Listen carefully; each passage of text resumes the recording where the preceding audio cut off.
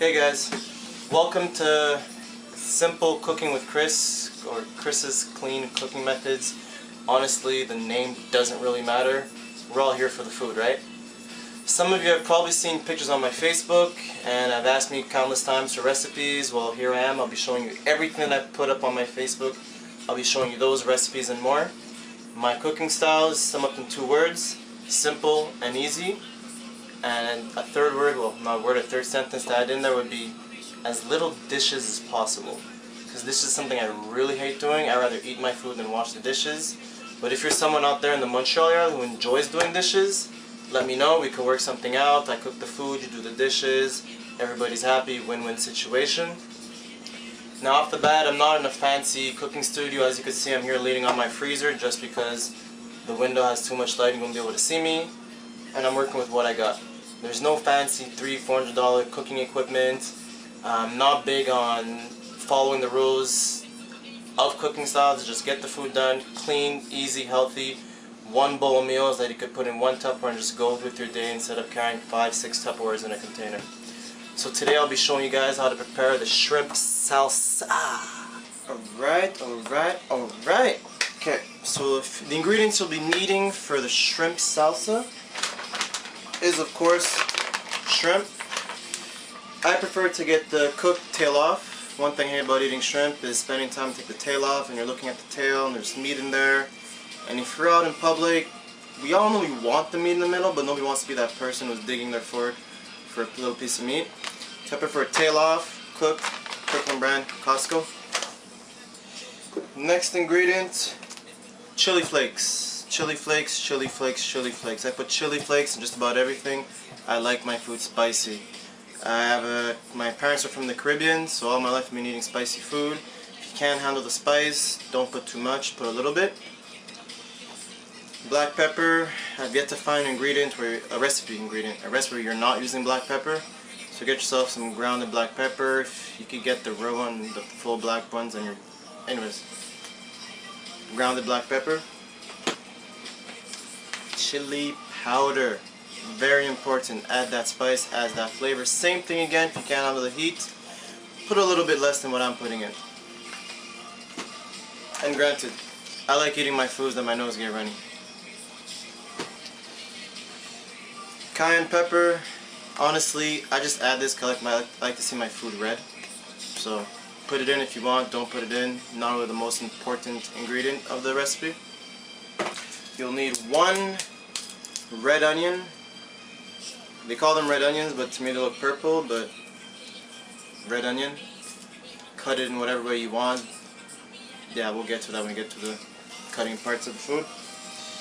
After that, you will need either red bell pepper, red sweet pepper, some sort of pepper, red, green, put whatever peppers you want. I like to put in a red sweet pepper and a cayenne pepper that is somewhere.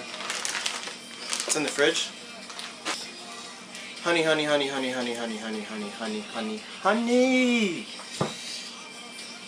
Spicy and sweet. What more could you ask for? And as an added bonus, you could put in sweet corn kernels. Granted, I put these in because I need the extra use of carbs. Let's just say rice is not enough to get me by. If you're trying to lose weight, don't put corn kernels. Let's just say it's a grain and it's nothing but carbs. Let's do this!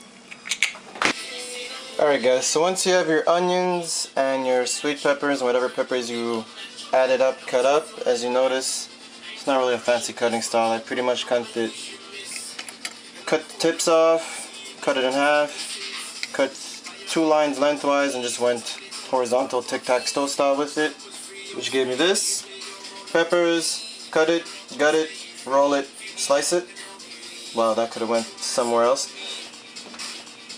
So what you need to do is put a skillet onto the oven, put the oven onto medium, get a little bit of extra virgin olive oil. We'll pour just a little bit of that just to get the onions and peppers going. We'll have the onions and peppers in there for about 2 minutes.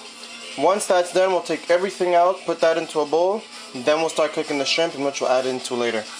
Alright guys, so I have a little bit of olive oil into the skillet on the oven. I'll say that's about it. tablespoon.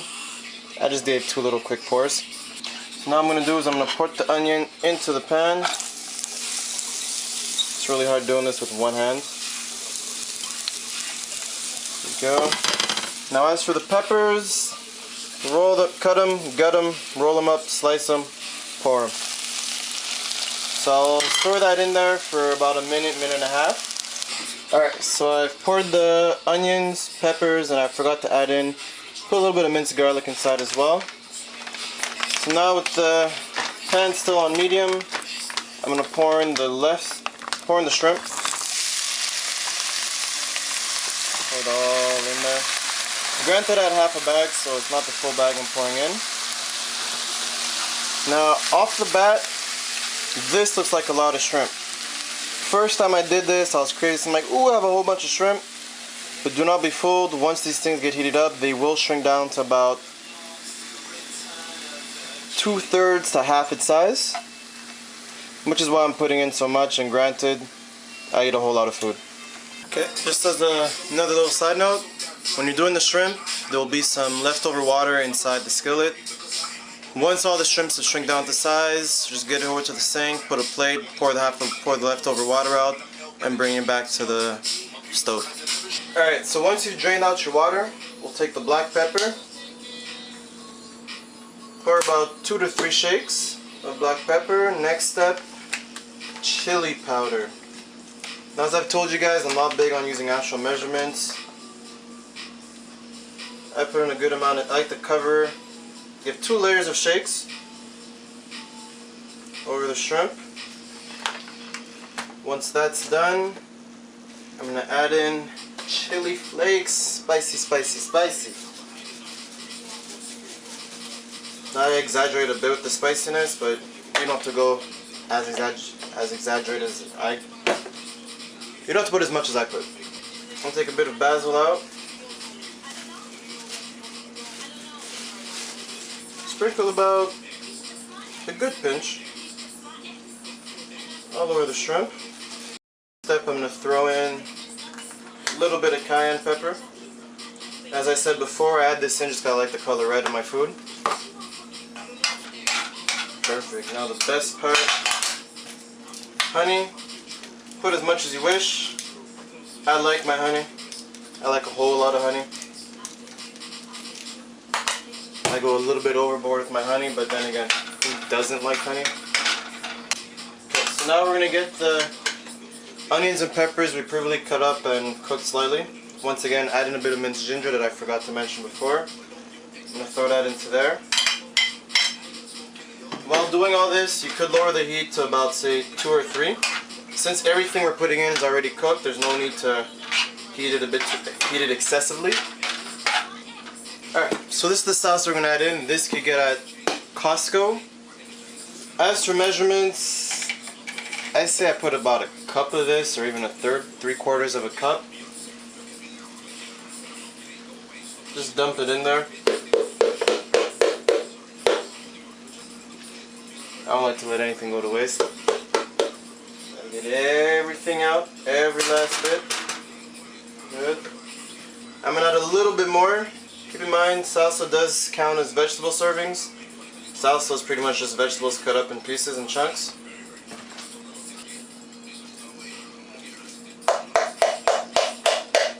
Same thing again, don't let nothing go to waste. Stir that in. Okay, so now, if you do want to make this a 1-bowl meal, all you're going to need to do is add in either some pre-cooked rice, pre-cooked quinoa, pre-cooked couscous, whatever you like. Dump that in there, turn the heat off, blend it all in, stir it all in.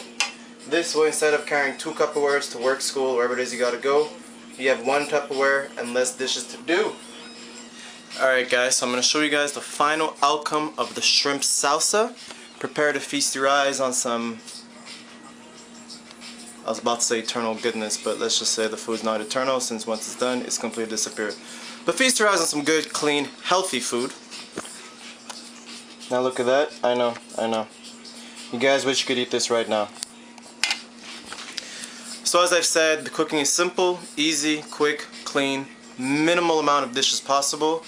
All I need from you right now is to hit the subscribe button on top, click the like button at the bottom, share this on your Facebook profile with your friends, and let me know what you think of your own shrimp salsa recipe. If you made any tweaks, let me know, give me the feedback, and tell me how you and your family enjoyed it. Bam!